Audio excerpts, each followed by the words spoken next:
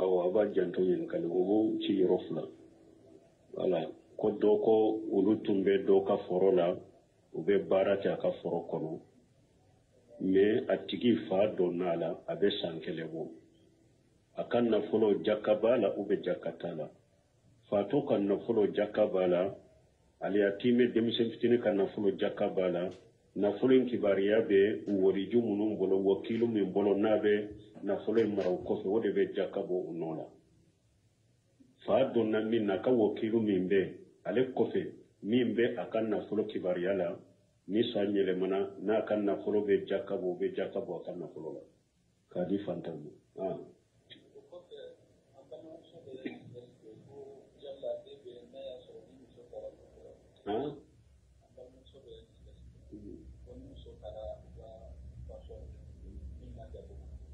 Mimo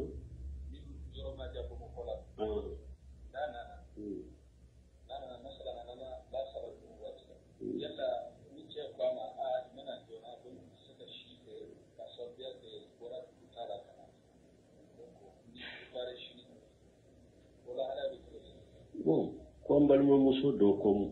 muso do aw muso fula de be a cego e tara dugula dugu mi ayoro manja kosobe me ebe na wakati mi o ayasoro e ko mu 17 ya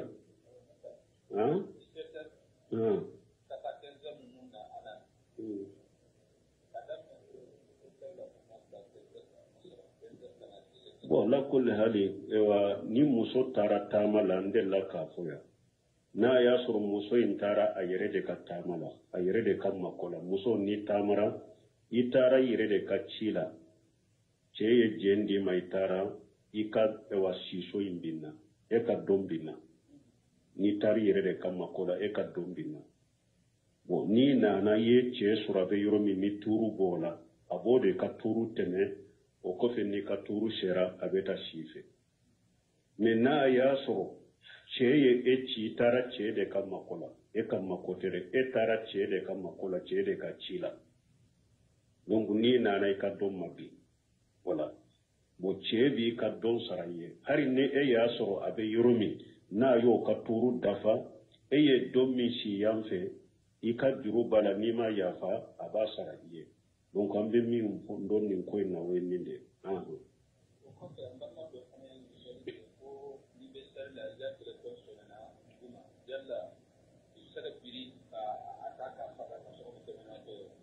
bon koni mogo min be salila e ka telefoni sonena ibe se ka biri kata ka continue ka salila wa wote beye donc ba ko ni telefoni sonena ni se mba so ise ndiga ka kafa ube ika bila ni isera urukula kumbele mina wakati na yi kumbele mina wakati mi be se ki bolo sama kanama me i jolen kana biri ko ibe telefonita parce que donc ba ko ni hada magen birila birili min sera uruku hakke madro iyo kumbele mina wore fara sallika kumbele mina wore fara la sallika na ya suru mugo min tado e ka sallite tiya mais ni mugo min bado ni yere tuga be ka sallitiya parce que yi tugu ka kumbele wore mina fara sallika donc ko atebe i jolen kana biri ko ibe telefoni ta ube be telefoni faga ki to sallila i kanoke iki sen diga ka ube ika bila ni sera uruku yoro me bi bolo sama katano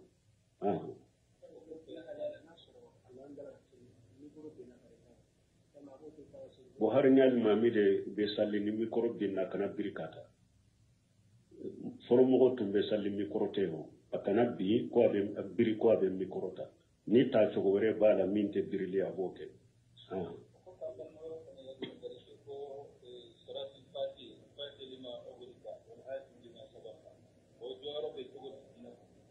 bo ko doko salatu fatiha lima o le o joyore munye dina kono o jore ye bidia de dina kono salatul fatiha lima uguliga bidia de do dina kono kiden ka salli chogote harisa yere mananai mi nyafo salatul fatiha lima uguliga kiden ka hijira samba kele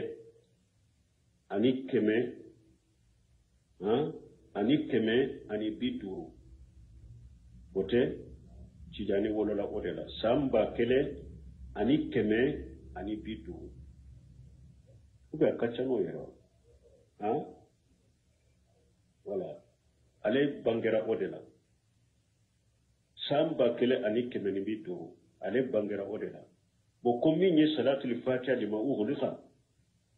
ko cide masoka di abubakar ma amasoka di umaru ma amasoka di usmana ma amasoka di ali ma amasoka di shaybashima una manka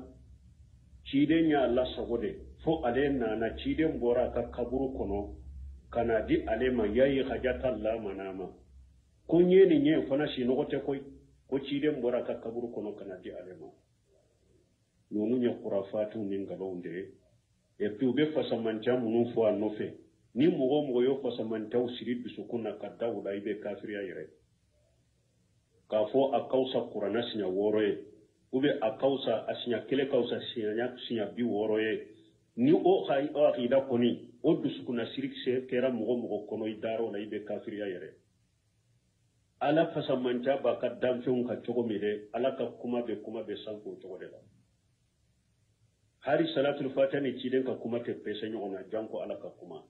donc salatul fatiha lima ughliqa bidiya de do dina kono ciden ko man ahdasa fi amrina haja ma laysa min fa huwa radd wa fi riwayati man amila amala laysa alayhi amruna fa huwa radd ciden ko ni dina ni mugo ye ko kurata kakala ko kura min ta kono ikabara be sadima na tugo dola ciiden ko ni mugo ye barake bara min ni ne ciide mi nya maryama ikabara be sadima imamuna maliki ko al yawma akmaltu lakum dinakum wa atmamtu alaykum ni'mati wa raditu lakum al-islam ad-dina ni aya jigina ciiden ka ka hijul laba ka jolen to arafa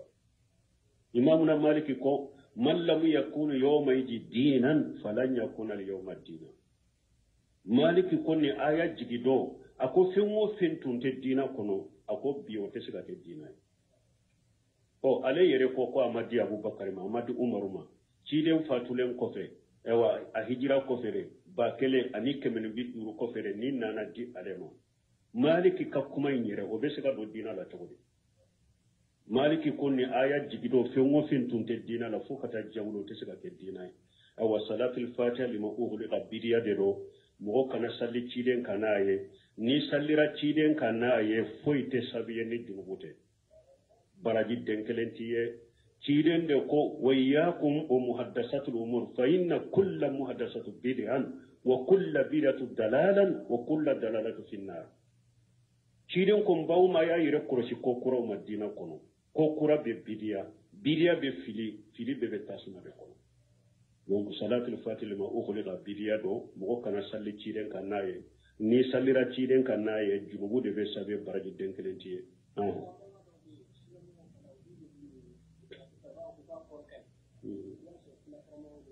bo ko sunna kramo do ba fo ko akoro kani bo na akoro nyana ayere lesrita ladu ni fen koro nyana chogo dina dote obe munnafa obe munya ko te funya nin ko sugu mo kana anyini ko ebe nonun tile ku gudila na koro kana chogo kani ala tunta doa ni ciden ko ni tunta ala tunta ro munala ma di ciden ma ka fara ciden ka salluka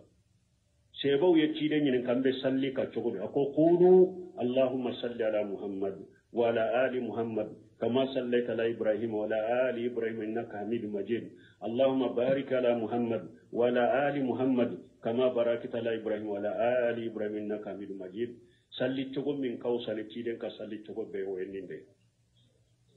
hari na koronyana ni amasabati ciden bolom ni ya foye kuma fufo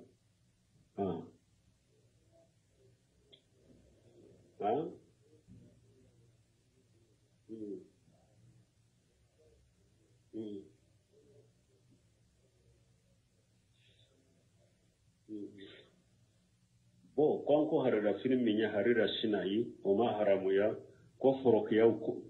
ni ya forokiya do fini fege le ma fini fege le ma betew an ko fini nugule harira fini ba dama de fege li drontere min kan nugo tegela ni magara la kan nugo nugule ndo anyore fo fengo fenya harira sinayi ma haramu ya me doni ke bawo ko mi nyo funu sugu ye unun muso masiri de kaka ce ni seraki yere korosi doni maka finu do munu ni ce ya beta ure kani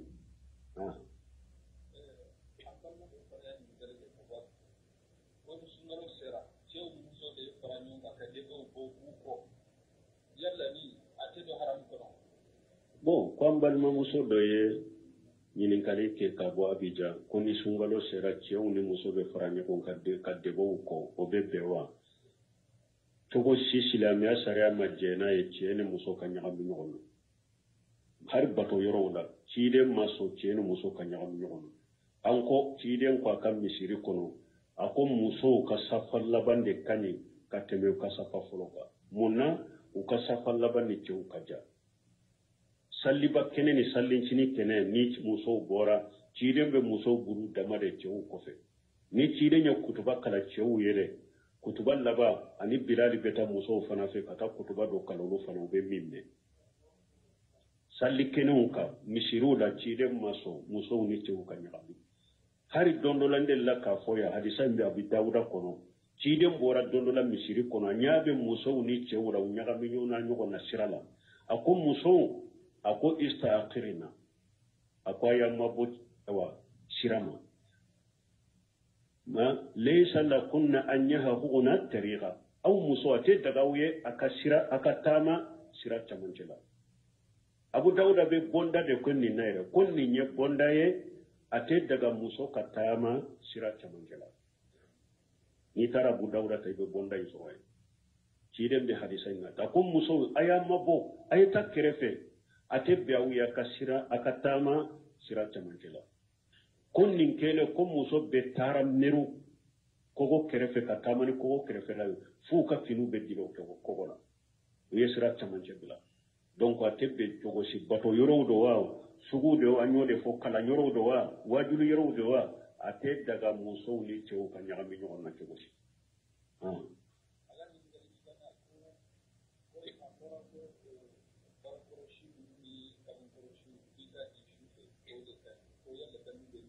bon ko afora ko barakorosi nunu ni korosi ukatige sufe de la bola de la tola de la de min nadro jidon ko minye kaman korosi nun korosi barakorosi isoni jidon ko tilebina ni kutige kana teme tilebina ni ka metige wakati mafula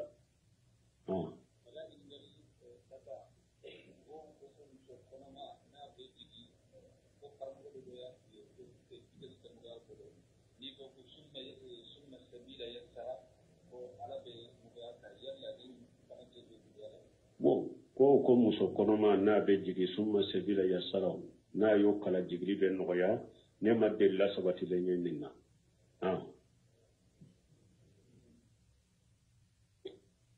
bo ka jate kenin na saraw ka jate sariya mu fola sariya ma jenai fingo fenye silamo ka dina koy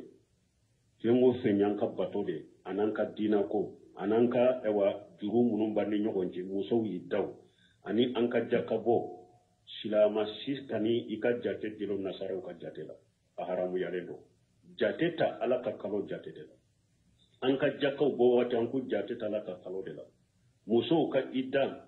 fatuli idda do akera idda sugu ube jate ala ka kalo idda de la jamana in fana kono hari muso nu cew faturu bu ka idda ta kalandare de la do ka jakabo ube kalandare de la nunu te be silamiya sariya la amankas silama ki ka dina ko shita nasaraw ka jatela don ke ba uya ira ko ni be jamana kono ko min mali nunu fle togo nu be barake ni nasaraw de ka hakili nay ika jiya ko ni ka papio ko munun dirole me gorane mala ise ko to wulula nasara jate ka dati no ka fe umbe se ka sabole ise ko to la ka jiya ko ne fe ngo fe ni yere ka dina ko de ya ni ka bato ko kanu dilo karandare da haramu da tebbe wodi ya to sungalo suni anta takalandariyela salliba sallili hiju antu takalandariyela silamiya sarala silamu be benne boka nunun te takalandariyela ubeta alaka kalodel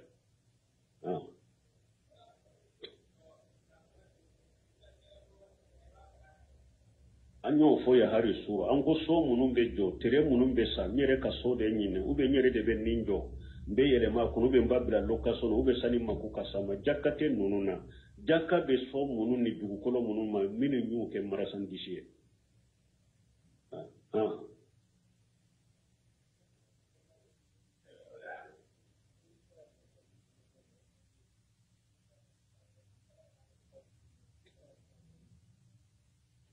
ko ambe blasirari ke mogoye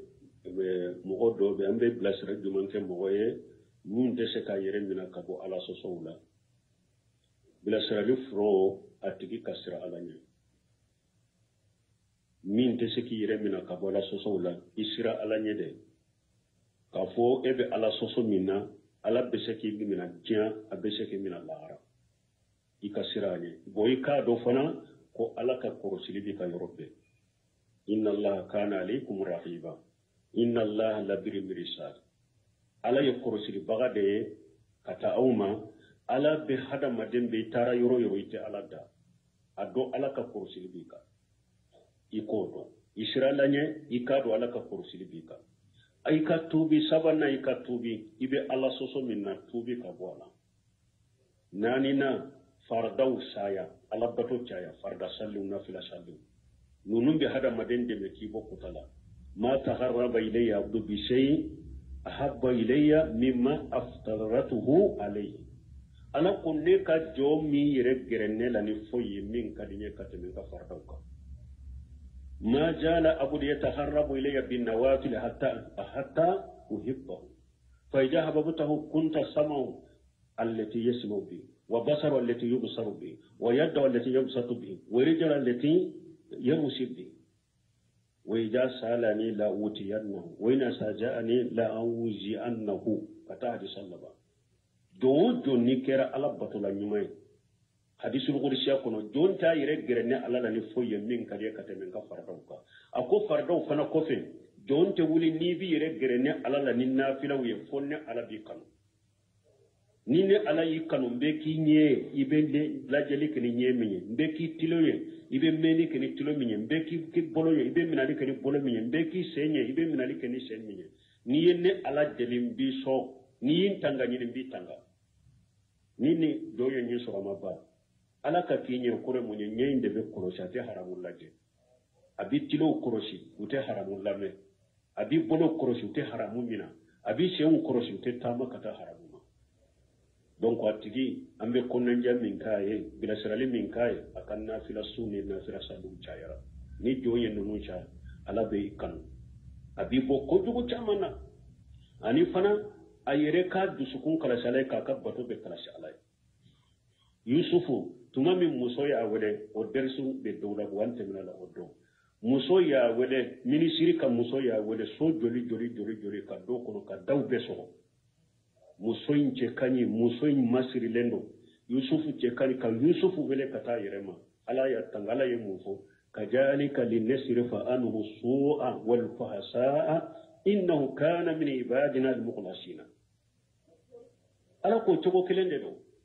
ne ye kollan koloni ko ce jugo nya yele makka bo yusufu ka parce que yusufu benne ala ka jon kala sila wurela wada to don ko ayen fayda wala nan nafala ko jojo ni kera dusukun kalasi bagay ala ye ki yere kalasi ala ki bato kalasi ala ala yere debe e koroshi hari ni mo mi nyalla ni ko bibila ala susuna la kutala la bitanga donc ambe ni bila sirali munu fonni tigi aka ken ni chogola e o bila sirali la gaye munye je nyogo njugu aka tama nyogo na je nyogo sanse tama nyogo ni je nyogo ku sanse minye ewa mo munu demisenu munu nye sunna mina usobela tawhidi bubolo sunna bubolo mo nyuma ude ake uluko tama nyogo na je nyogo ye ana baro nyogo misirun ako matarafa derisu nyuma kanake ako misirula derisu munun be ala qur'ana wa sunna ala fahmu sarafu salih derisu munun be nununka wa derisu be kayro munakata ulul lamme ni anu yoro kaja akadu kashitu kono aku lamu aka mabo mo jugula mo minye mo keme faga aye doni ke baga nyininka akoyi ye mo keme faga dugu minna ni nye dugu jugude tamin dugu masana mo nyumo be katala bato ka faruka je nyagon sanse sababu munun bi bila ala sosola o sababu ima bo ula ika telefoni ni muso lankolo munun bula muso photo munun bala mana ko munun bala be boy ka telefoni kono iki je nyogon sa se je nyogon munun ni tayma nyogon dugu iku lu dabla mo munun ka tama nyogon munun ni je nyogon ni baro nyogon ka baro be tawhid ka wagati be ka baro be sunna ka wagati be ka baro be lahara ko de ka wagati be ka baro be dina ko de la wagati be ulu de ki tama nyogon ni ke je nyogon ye ci de nyere yo misali ya fu je nyogon nyuma ani je nyogon dugu akwa be ko mi fam fiana ani parafin ferela fam fiana ni ma boala abika finu jani ibe kasa dugu iba soro inunna ne parafin ferela ki to akerefe ana do dima ube na do sabo ube na kasa duma soro inunna donc mo ko janto nunna de al maru ala dini khalili falyanzuru ahadukum ila man yukhaliluhu cidon ko hada madembi ka tere jogo de kare aw dola kiren ka lajebe mo min ke tamo nyogo ni tere ulu laje ku koloshi ambe blesrali min fo ay kasuru no wenni ni wa alaykum salam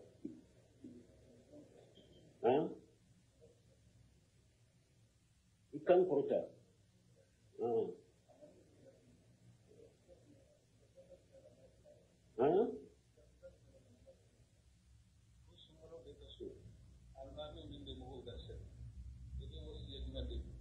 na ga kan yin kalu kaya kan korta au kan yin kalu fota usirana ne be mbumbu jabidu au sirana yin kalu hari foto kan be majiga be sirabe yere ne be mu jabidu alaka timandalo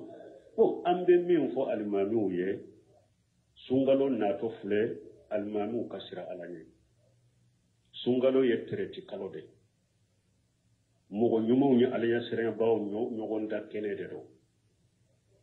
almamu ka farada o kene mogo ye ku dafa kan nafila o kene mogo ye ku dafa o ka sallu kama ritmun usalli sallu ka dafa ruku ka dafa karam ka dafa o kana sallu teliya ko jugu ruku to dafa sujudu te dafa tahiyatu te dafa kalawun fana kasuru tereti kalode do almamu kasira ala ye ku yere koroshin nunuma ku janto mugo ka batolo ku janto mugo ka salila o kana sallu janya ko jugu fana ka mugo de ku fana wa khairul umur awsatuha ko hera ma yede chamanche de ko sallu kana janya ko jugu ka mugo toro sallu kana surunya ko jugu ni mugo te da musoro ka batola ku janto kala almamu ku janto sungalo na to fule kunutu munun be kala almanu ko janto la iyado don ke ko bidiya fula be kunutu kalamba ko bolo bidiya fulo e munye ka kunutu fana ke tejibiri ni kanja ni kanyere ko mi be qur'ana kala kunutu kala bidiya do de ciide madele ka duwawu kala o togola ni sebo duwawu kala ntogo ni qur'ana kala ntogo te kelenye duwawu kala ni kan shempuluye mo ba fo de ma ko talhini hari na tara anyini don ko ka fatawala ma hukumu talhinu duwa be kuma ka duwa fana ke ka tajwidi ki kanna ja ki kanna yere ko min ni be qur'ana de kala duwa ni qur'ana te bonyo honna kunutu bidia de do mo goro kunutu kala ba ko yere ko sindima kunutu bidia fulana kunutu janyali iyado safuni wotiri be kutunu kala wotiri dala do be min ke kunutu kala la araka sabayin be uto ke ala arakan sabayin be misali be min ke kunutu dawla utake arasan sabayin bela ni nye bidia de kunutu la bidia fula de be kunutu la mo boro kanyere ni kunutu tejwirili komi be qur'ana kala bidia ka kunutu janyani mo ye bidia awa doni ke wa ko hari sungalo akanu nendo yere don dola yere ka kunutu tre don dola ira kanunde no ka kunutu tre mogo kana jate mina komi kunutu fana farda de fo aka kala de dongodo don dola ira be se ka kunutu tre o de kan men ni be harakala akana ke komi tajwidi i kana janya mogo ka bo on fana ka ko be kera illa marahim rabbi be kera ira jirade ni kelen jorale nyana ni ne min kana yere de ni ne ma janya de o ba fo konnete do awudo de uba fode e wannete arabu kando fo yere fana be woso nyogo nyano de almamu munum be nyogo fare o fana bo o ke nyogo nda kene de ka waso nyogo nya ka ke ko mi waso nyogo nya ne ka ke ka janya karsa taka ne kin kanye ka teme karsa taka awa abidia sabana dume asajaw ka to ka kuma sugu do da nyogo ka ciden ka do kelimatu yashira ciden ka do ye kuma nogma de awa kuma faran fanshe de do rabbana atina fid dunya hasanatan fil akhirati hasanatan wa qina azaban nar allahumma hadina fi man hadaita ciden ka kuma be faran fanshe de do menyere kata arabu kawdo tomo ku kole nyogo na mo na do abesere do wala ne ni deni ye wa ni chenye do damine ta ka dagla ni amman janto nyere la mo chaman de be boni jankono ite foy sori ka sarala lawara yere jira ntiya kamade almami chaman be nin kunu tula almami chaman be ne ma fu mo kani kanyere kan jani qur'ana de hari do be qur'ana karani yere jira ni fe mununye yere kashi mununye ni bebe hada maden ka bara cinya to be kan nagashi bolo ala kan kisala kan tanga almamu kaddusun kala sita ni kun tanyembe ke almame pinya fo ni qur'ana durusi abin kunna akrana kalan to nyuma bin kunna kana jate mena ko idone ko bagay ko mogo yen nin qur'ana de durusi kalan to nyuma bi kan iban imani islamiya sariya kala ka nyedo ka hadisaw kala ku nyodo ka fiqhu kala ku nyodo ka tafsiru kala ku nyore ka doni ka ba ka kuma laje ku koloshi ka kala kani yere jate kala bagay qur'ana be ka soro mogo kunna ye kunfinde mo be kan ni fam shawul islam bun temiya yen nistim batu yorojuma wa minhum ummiyuna la ya'lamuna alkitaba illa amaniya ni tara abdurrahman nasir sadiqa tawsir tan ayat tawsir abafuye shawul islam bun temiya ko alay yahudawu lagoshi ko yahudawu dobe tawreta kolonje de hu kunna mewte mana do ala ko ala yuwele ko kunfiro wa minhum ummiyuna awa ko silama fana ka dole ka bo tawla silama ni qur'ana de be e kunna ite tawsiri dola ite mana dola ite sariya do ite sunna do ito de ko kufi woni mo fana ye qur'ana durusan bolo akan kany an bolo doro ale nyana doro amara ibn hanbali de ale maliki yan ye ale safa ye ale abu hanifa ye halib bila sharalati so ma yere bonya min bala yere bonya min be qur'ana durusi bagaw bal illa ma rahim rabbi abetede kelen kelo be ukani mi a chama yere bonya mun bula hari te sugu bila sira parce que ulu nyana qur'ana min be ulu kunna dro mo man ko ulu bila sira fembe be ulu bolo ulu ya amara ibn hanbali ka soriya kun finde ni salli nya gambira bolo te se ka tila kuno tumi bake ka kala kala to nyuma yere te se yere aka kan kala to mi te se ambe mi fo almami yo sungalo na to fule ni shami be fuye u kasira alanye u kuddu sukun kala shi mo ka salli ka dafu bolo kan nafila ka dafu bolo tahiyya ka dafu bolo ka ke bon kunanga ewa militita ni duru kan nafila arakantani doli ko bebba katani yere ewa population fana jama fana mo do be ni tereti bamin fleni nye sarafu sanu do anya fo chogomi do tumbe qur'ana jigi qur'ana ewa sungalo kono kateme shinya mo gaireka salafu do ni sungalo nana don moda do be qur'ana jigi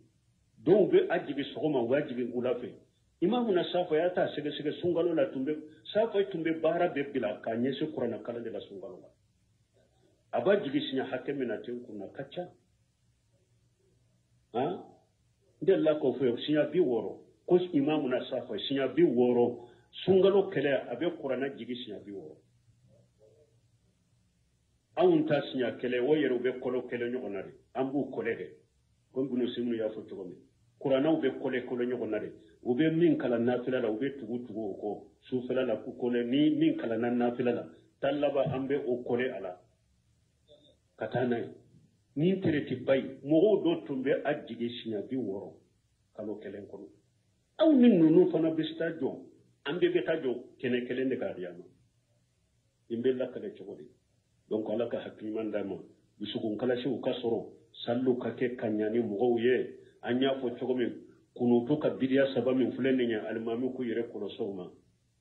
ka ke ni kanjano fana ka yere ko mi be qur'ana kala ani asaja e yere kata kuma kolo kele nyogo na kananu ye puru mugo na rabe arabu kando ani ka kunutu janyani mugo ye almamu kasra alanye ukudu sun kala shi kan nunun kolo shi wodi atu ubedi jabiri dalla kan yin kan ninna ko almami do aba dambe kata salafiya ma me abe duwawu kala ka a tajwiri bi talhini aba janya akon ni almami sugu ne ka sallin ka sokuna kausan kata sallah ko fe ubedi jabiri sana ka jabiro de fa kon ni almami sugu ne ka sallin ka sokuna de akausan kata sallin ni ko fe awa ko bide wa kunuto ko bide fula de fula bolo kunutula talhinu ye bidiya kunutu janyali ye bidiya alaka hakima damu سبحانك اللهم ربنا وبحمدك أشهد أن لا إله إلا أنت أستغفرك وأتوب إليك. في دورة بوده أو أبا جانتو ينكلمه شيء رفنا. ولا كدوكو ولوتم بدوكا فرولا وببارك أكفرو كنو. me atigi fa donala abe sankelego akanna folo jakabala ube jakatala fato kanna folo jakabala ali atime demisen fitini kanna folo jakabala na fulen kibariya be woriju munun bolo wakilu min bolo nabe na fulen maraw kofe wode be jakabo unola fa donna min na ka wakilu min be ale kofe min be akan na fulo kibariya la ni sanyele mana na kan na fulo be jakabo akan na fulo la kadi fantamu